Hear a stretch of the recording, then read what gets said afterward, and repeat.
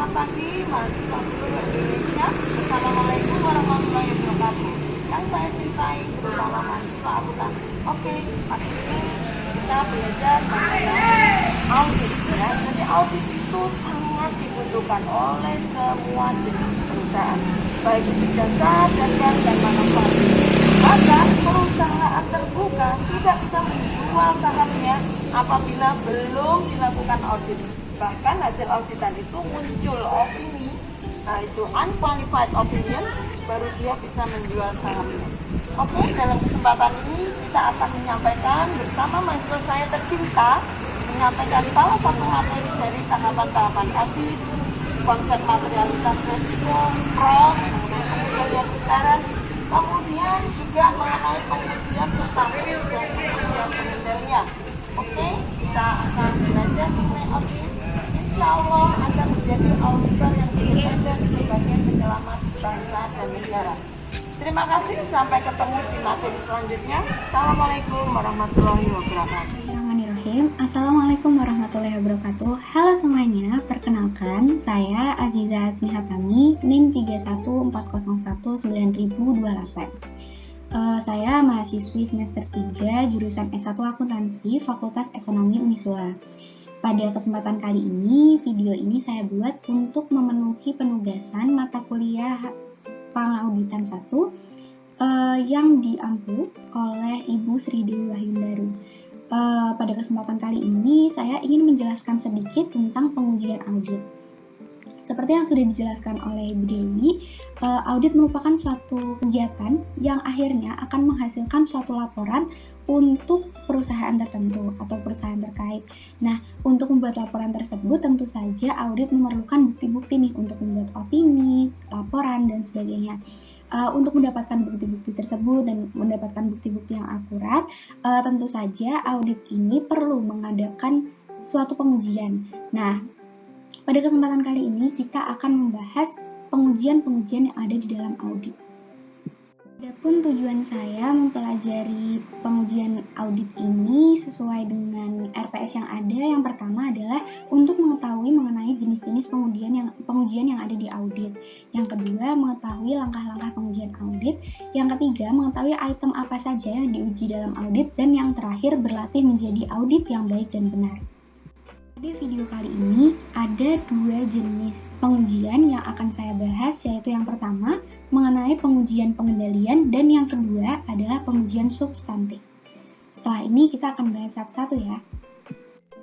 Yang pertama adalah pengujian pengendalian. Yang pertama adalah pengertian dari pengujian pengendalian. Di sini kita memiliki 3 kata kunci besar tentang pengertian pengujian pengendalian ini. Yang pertama, pengujian pengendalian adalah suatu pengujian yang dilakukan terhadap rancangan pelaksanaan suatu kebijakan atau prosedur struktur pengendalian internal. Jadi, pengujian ini dilakukan terhadap rancangan pelaksanaan suatu kebijakan atau prosedur struktur pengendalian internal. Nah, kegiatannya seperti apa? Kegiatannya adalah menilai efektivitas kebijakan atau prosedur pengendaliannya.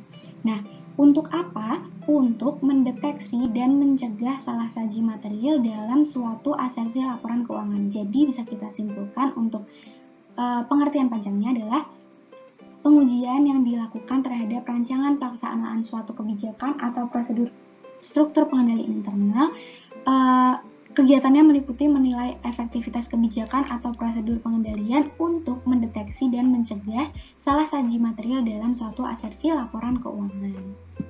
Nah, selanjutnya, fokus pengujian pengendalian ini apa sih? Yang pertama adalah bagaimana pengendalian diterapkan di suatu perusahaan. Yang kedua, sudahkah diterapkan secara konsisten sepanjang tahun? Dan yang ketiga, siapa yang menerapkan pengujian pengendalian?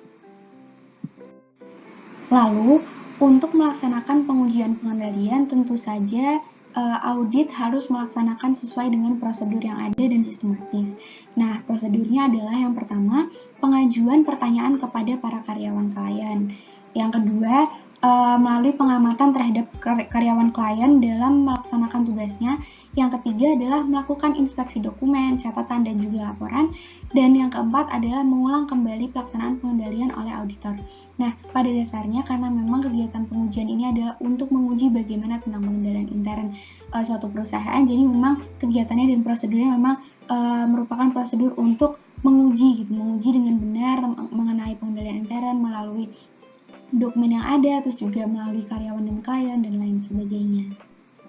Setelah melakukan pengujian, auditor pasti akan mendapatkan bukti-bukti yang diperlukan gitu. Nah, untuk menganggap bukti ini adalah bukti yang akurat, kita harus lihat berdasarkan yang pertama jenis bukti, yang kedua berdasarkan sumber bukti, sumber ini dari sumber yang akurat atau tidak, kemudian bisa dipercaya atau tidak, dan yang ketiga ketepatan waktu bukti, dan yang terakhir adalah keberadaan bukti lain. Jadi aspek-aspek ini tentu saja akan menjadi tolak ukur keakuratan bukti yang dihasilkan dari auditor. Nah, yang terakhir setelah kita membahas tentang pengertian, prosedur, dan juga hal sistematis lainnya, lalu kapan pengujian pengendalian ini ideal untuk dilakukan? Ada dua pilihan waktu untuk melakukan pengujian pengendalian ini. Yang pertama selama pekerjaan intern, dan yang kedua mendekati akhir tahun. Karena kalau akhir tahun itu kan perusahaan sering dianggap lebih akurat itu datanya kalau akhir tahun gitu. Yang kedua adalah pengujian substantif. Adapun pengertian dari pengujian substantif adalah metode pengujian yang dilakukan untuk memperoleh dasar yang memadai untuk menyatakan pendapat atas laporan keuangan. Perlu digarisbawahi laporan keuangan. Pengujian substantif menyediakan bukti mengenai kewajaran setiap asersi laporan keuangan yang signifikan. Jadi teman-teman memang untuk pengujian substantif ini dia lebih cenderung fokus terhadap laporan keuangannya. Kalau yang tadi kan pengujian pengendalian fokus ke pengendalian internal, bagaimana sudah diterapkan selama sepanjang tahun atau belum. Nah, kali ini pengujian substantif dia lebih fokus terhadap laporan keuangannya, jadi lebih sistematis lagi.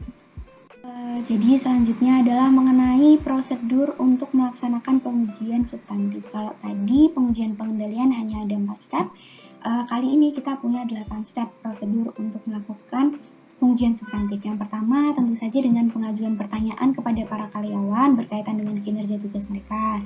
Terus yang kedua ada pengamatan atau observasi langsung nih terhadap personil dalam melakukan tugas mereka. Yang ketiga inspeksi dokumen dan catatan. Yang keempat melakukan perhitungan kembali, jadi auditor melakukan perhitungan kembali. Yang kelima ada konfirmasi, kemudian analisis, kemudian ada tracing atau pengusutan, dan vouching atau penelusuran. Jadi kalau tadi di pengujian pengendalian kita hanya fokus untuk menguji pengendaliannya, fokus gitu, pengujian pengendalian. Nah, di pengujian substantif kita terbagi lagi nih, ada beberapa jenis pengujian substantif yang hal ini akan berkaitan berdasarkan dengan resiko pengujian yang ada. Yang pertama ada pengujian rinci atau pengujian terhadap detail saldo, kemudian yang kedua ada pengujian rinci atau detail transaksi, jadi menguji secara fokus terhadap transaksi yang ada, dan yang ketiga ada prosedur analitis. Pertama adalah pengujian detail saldo. Nah, pengujian detail saldo ini pengujian yang memang terfokus kepada saldo dan akun-akun yang sudah tertera. Nah, pengujian ini bisa dilakukan dengan tahapan. Yang pertama, menilai materialitas dan resiko bawaan suatu akun. Kemudian, menetapkan resiko pengendaliannya.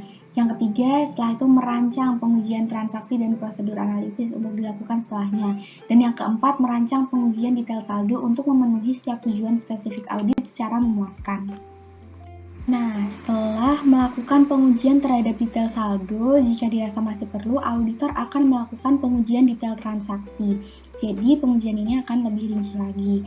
Nah, pengujian ini dilakukan untuk menentukan Yang pertama, ketepatan otorisasi transaksi akuntansi klien. Yang kedua, untuk menentukan kebenaran pencatatan dan peringkasan transaksi tersebut dalam jurnal.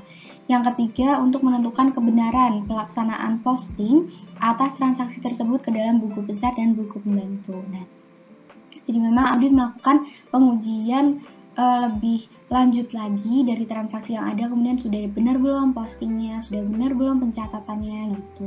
Nah, pengujian ini dilakukan dengan cara coaching dan juga tracing, atau tadi bisa kita sebut pengusutan dan juga penelusuran. Ada prosedur analitis. Kegunaannya untuk apa? Yang pertama, untuk memperoleh pemahaman mengenai bisnis dan industri klien. Yang kedua, untuk menilai kemampuan perusahaan dalam menjaga kelangsungan usahanya. Yang ketiga, untuk mendeteksi ada atau tidak kesalahan dalam laporan keuangannya. Dan yang keempat, untuk menentukan dapat atau tidaknya dilakukan pengurangan atas pengujian audit detail.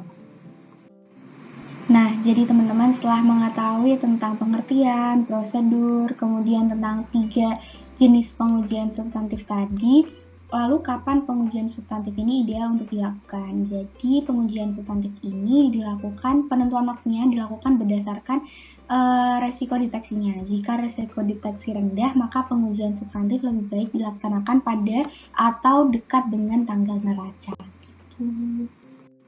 Nah, jadi segitu dulu teman-teman penjelasan dari saya mengenai pengujian audit yang tadi kita sudah bahas mengenai pengujian pengendalian, terus kemudian kita juga bahas tentang pengujian substantif.